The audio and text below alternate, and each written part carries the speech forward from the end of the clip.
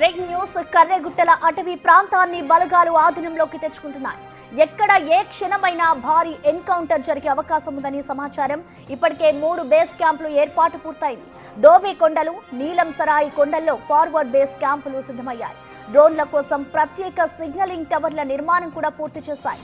CRPF కు చెందిన K9, K3 dog squad బృందాలతో సెర్చ్ ఆపరేషన్ చేస్తున్నారు. కర్రెగుట్టలో వందల సంఖ్యలో భూగర్భ బంకర్లు ఉన్నట్లుగా సమాచారం.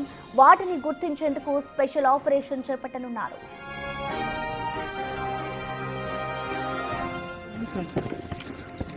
क्या करेगा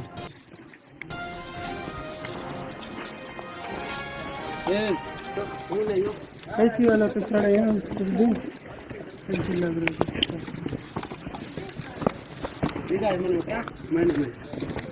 కర్రెగుట్టల అటవీ ప్రాంతాన్ని బలగాలు ఆధీనంలోకి తెచ్చుకుంటున్నాయి. అక్కడ ఏ క్షణమైనా భారీ ఎన్కౌంటర్ జరిగే అవకాశం ఉందని సమాచారం.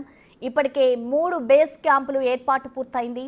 దోబే కొండలు, నీలం సరాయి కొండల్లో ఫార్వర్డ్ బేస్ క్యాంపులను సిద్ధమయ్యాయి. డ్రోన్ల కోసం ప్రత్యేక సిగ్నలింగ్ టవర్ల నిర్మాణం పూర్తి చేశాయి.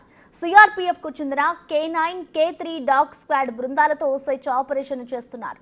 ఇటు కర్రెగుట్టల్లో వందల సంఖ్యలో భూగర్భ బంకర్లు ఉన్నట్లుగా సమాచారం. వాటిని గుర్తించేందుకు ఇటు స్పెషల్ ఆపరేషన్ చేపట్టనున్నారు.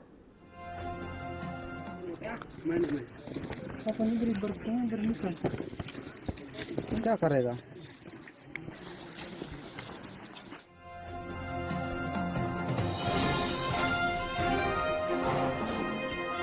దీనిపై పూర్తి సమాచారాన్ని మా ప్రతినిధి వేణు లైవ్ ద్వారా అందిస్తారు. వేణు, చెప్పండి, ఇటు ప్రస్తుతం కర్రెగుట్టల వద్ద పరిస్థితి ఏ విధంగా ఉంది, అలాగే ఇటు ఏ క్షణమైనా కూడా ఎన్కౌంటర్ జరిగే అవకాశాలు ఉన్నట్లు కూడా తెలుస్తోంది. ప్రస్తుతం డీటెయిల్స్ ఎలా ఉన్నాయి దీనికి సంబంధించి?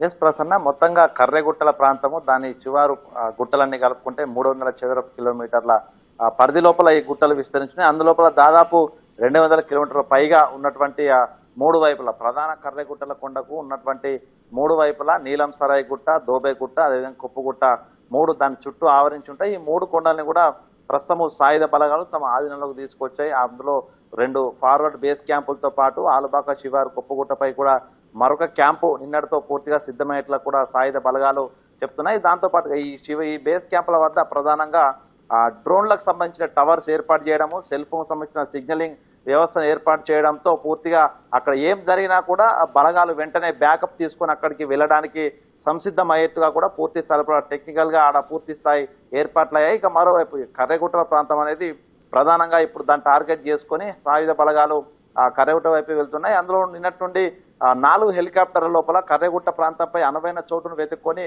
అక్కడ కూడా క్యాంపు ఏర్పాటు చేసుకోవడానికి ఆడ బాంబింగ్స్ కూడా వేస్తున్న పరిస్థితి కనిపిస్తోంది. ఇక సాయుధ బలగాలు K3, K9 జాగిలాల సాయంతో బాంబ్స్ నిర్వీర్యం చేసుకుంటూ కర్రెగుట్టల వైపు కూడా ప్రయాణం చేసిన పరిస్థితి ఒకసారి మనం గుట్టల ప్రాంతం కూడా చూడవచ్చు. ఈ విధంగా నిట్ట నిలువుగా ఉన్నటువంటి కర్రెగుట్టల ప్రాంతము పూర్తిగా శత్రు దుర్భేద్యమైనటువంటి ప్రాంతము, గెరిల్లాకు దళాలకు ఇక్కడ ట్రైనింగ్ ఇచ్చినటువంటి ప్రాంతం కావడంతో ఈ ప్రాంతం అంతా మావోయిస్టులకు అనువనువున తెలిసినటువంటి ప్రాంతం. సో అంటే ఎక్కడ ఎటువంటి బంకర్లు ఉన్నాయి అనే దానిపైనే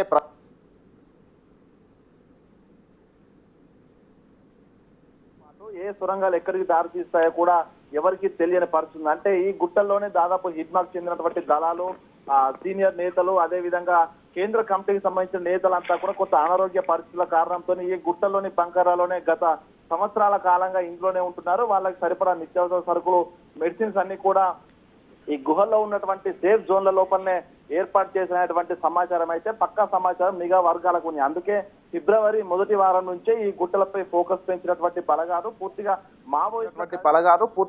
మావోయిస్టుల కదలికలకు సంబంధించినటువంటి శాటిలైట్ చిత్రాలు కూడా సేకరించారు. అప్పుడే కర్రెగుట్టలపై పూర్తిగా ఆపరేషన్ కగార్ను కంప్లీట్ చేయాలనేటువంటి ఆలోచనకు వచ్చినట్టుగా తెలుస్తుంది. అందుకోసం దాదాపు 30,000 మంది పైగా సాయుధ బలగాలు ఈ గుట్ట లోపల పూర్తిగా మోహరించి ప్రధాన గుట్టల వైపు అయితే కదులుతున్న పరిస్థితి. అంటే దాదాపు 5,000 పైగా అడుగుల ఎత్తున్నటువంటి కర్రెగుట్టల ప్రాంతం ఇదంతా నిట్ట నిలువుగా దాదాపు కిలోమీటర్ పరిధిలోనే 5,000 అడుగుల ఎత్తుగా మీదుగా వాలుగా మీదికి వెళ్తుంది. కాబట్టి దీన్ని ఎక్కడము అక్కడ బేస్ క్యాంప్ ఏర్పాటు చేయడమే ఒక ఛాలెంజింగ్ వాతావరణం కనిపిస్తుంది. సో అంటే ఇదే ప్రాంతం లోపల మావోయిస్టు కూడా ఉన్నటువంటి ప్రధాన సమాచారం ఉంది. కాబట్టి ఇక్కడికి వెళ్ళడానికే కొంత సాయుధ బలగాలు తీవ్రంగా శ్రమిస్తున్న పరిస్థితి. దానికి సరిపడా మందుగుండు సామాగ్రి, అదేవిధంగా ఆటోమేటిక్ గ్రెనేడ్ సిస్టమ్ సంబంధించిన వెపన్స్, అదేవిధంగా సిఆర్జిఎల్ సంబంధించిన వెపన్స్ అన్ని కూడా తీసుకొచ్చి కంప్లీట్ బాంబింగ్ చేస్తున్నారంటే పూర్తిగా అక్కడ మావోయిస్టున్నారంటే పక్కా సమాచారం కూడా నిఘా వరకు ఉందని తెలుస్తుంది. ఇక ఈ వారం 10 రోజుల లోపల కర్రెగుట్టలపై ఒక అనువైన చోటును ఎంచుకొని అక్కడ బేస్ క్యాంప్ ఏర్పాటు చేసే విధంగా అయితే ప్రస్తుతము సాయుధ బలగాలు వ్యూహాత్మకంగా అయితే ముందుకు కలుతున్న పరిస్థితి ఉంది. మరోవైపు డాగ్ స్క్వాడ్ బృందాలు, ఎస్టీఎఫ్ బృందాలు, కోబ్రా బృందాలు అయితే మైదాన ప్రాంతాల లోపల కూంబింగ్ నిర్వహిస్తూ కలుతున్న పరిస్థితి ఉంది. అంటే సో మొత్తంగా ఈ ప్రాంతం అంతా కూడా తమ ఆధీనంలోకి తెచ్చుకున్న తర్వాత బంకర్ల గుర్తింపు కోసము ప్రత్యేక టీమ్స్ రంగంలోకి దిగే అవకాశం కనిపిస్తోంది. అదేవిధంగా ఇన్ఫ్రారెడ్ పెనట్రేటింగ్ టెక్నాలజీ ఉపయోగించి ఈ కొండల లోపల ఉన్నటువంటి ఆ రహస్య బొరియల ప్రాంతాన్ని గుర్తుంచుకోవడానికి ఒక ప్రత్యేక టీంను కూడా తీసుకొస్తున్నారు. దాంతో ఈ కొండల ప్రాంతాల లోపల అనువైనటువంటి ప్రదేశం ఉందా, నీటికి సంబంధించిన లభ్యత ఉందా అనేది కనుక తెలిస్తే అదే ప్రాంతంలో పక్కా మావోయిస్టులు ఉంటారనేటువంటి సమాచారం వస్తుంది. కాబట్టి దానిపై అన్ని వైపుల నుంచి అటాక్ చేయడానికి సాయుధ బలగాలు సిద్ధం అవుతున్న పరిస్థితి. సో మొత్తానికి ఇప్పుడు నిత్యావసర సరుకులు కూడా దాదాపు ఫిబ్రవరి మొదటి వారం లోపల మావోయిస్టులు అన్ని చేరవేర్చుకున్నటువంటి సమాచారం ఉంది. కాబట్టి దాదాపు 3 నెలల కంటే మించి వాళ్ళు నిత్యావసర సరుకులు నిల్వ చేసుకునే పరిస్థితి ఉండదు. కాబట్టి అంటే జూన్ మొదటి 2వ వారం వరకు వాళ్ళ దగ్గరటువంటి నిత్యావసర సరుకులన్నీ అయిపోవాల్సి ఉంటుంది. అప్పటికి వాళ్ళంతా కూడా బంకర్ల నుంచి బయటకు వచ్చి మళ్ళీ తమకు కావాల్సినటువంటి అవసరాలు సరుకులు తీసుకోవాల్సి ఉంటుంది. కాబట్టి జూన్ వరకు వెయిట్ చేస్తే మావోయిస్ట్ అంతా కూడా బయటకు వచ్చే అవకాశం ఉందనేది ఒక ప్రస్తుతము సాయుధ బలగాలు భావిస్తున్నాయి. కాబట్టి జూన్ 15వ తారీఖు వరకు ఈ ప్రధాన 3 కొండలతో పాటు ఈ ప్రస్తుతం ఉన్నటువంటి ఈ గుట్టల ప్రాంతం అంతా తమ ఆధీనంలో ఉంచుకుంటే కర్రెగుట్ట ప్రాంతం నుంచి ఎవరైనా కనుక మావోయిస్టులు బంకర్ నుంచి బయటకు వస్తే వాళ్ళపై పూర్తి స్థాయిలో అన్ని వైపుల నుంచి దాడి చేయొచ్చు, మట్టు పెట్టొచ్చు అనేది ప్రధానంగా సాయుధ బలగాల వ్యూహం. ప్రస్తుతం అయితే ఆ వ్యూహంతోనే ముందుకెళ్తున్నారు. దాంతో పాటుగా త్రినేత్ర డ్రోన్స్ ఏదైతే 25 కిలోమీటర్ల వైపుల ప్రస్తుతం ఈ కొండలపై ఉన్నటువంటి బేస్ క్యాంపుల మీద ఆ టవర్స్ ఏర్పాటు చేసుకున్నారు గత 10-15 రోజుల క్రితమే. అంటే ఆ టవర్స్ తో దాదాపు 25 కిలోమీటర్ల మేర డ్రోన్ల ద్వారానే పర్యవేక్షణ కొనసాగుతుంది. కాబట్టి ఎక్కడ ఎటువంటి కదలిక కనిపించినా కూడా పూర్తిగా సాయుధ బలగాలు పసిగట్టి ఆర్మీ హెలికాప్టర్ ద్వారా అక్కడికి వెళ్లి దాడి చేసే అవకాశం ఉంటుంది. అంటే కంపల్సరిగా మావోయిస్టుల ఏరివేత 100% సక్సెస్ చేయడానికి అయితే సాయుధ బలగాలు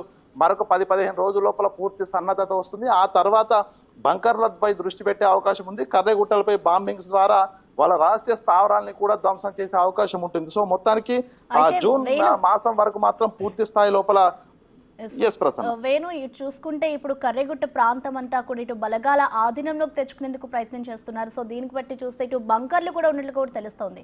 సో దీనికి సంబంధించి ఇటు కేంద్రం నుంచి కానివచ్చు, అలాగే తెలంగాణ నుంచి ఎంతమంది టీమ్ ఈ ఆపరేషన్ లో పాల్గొంటున్నాయి?